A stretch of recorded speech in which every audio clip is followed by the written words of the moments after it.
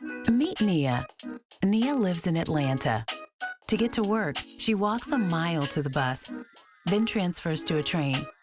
Her bus runs only twice an hour, and when everything goes right, her trip takes 90 minutes. If she misses the bus, she runs late for work or spends much of her day's earnings on a taxi. This problem isn't unique to Atlanta. Transit service across America is sparse, and fewer than 10% of people live within walking distance of transit that runs every 15 minutes or less. Poor service affects Black Americans the most. Black workers are 4 times more likely to take transit than white workers, while Black households are the least likely to have access to a vehicle.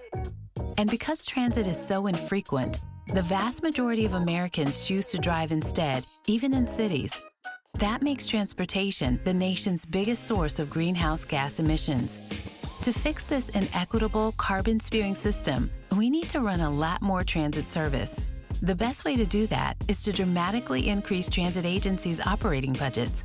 The federal government has the power to do that. COVID relief bills have provided billions for transit operations. This assistance helped agencies in an emergency. But what if it became a yearly standard?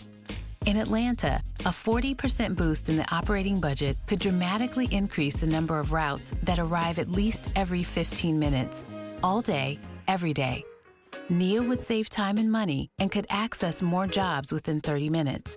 With annual federal support of $20 billion for operations, American transit agencies could double the amount of service per capita.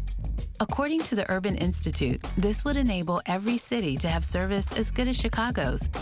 Providing ample service is the surest way to give many more Americans access to frequent transit.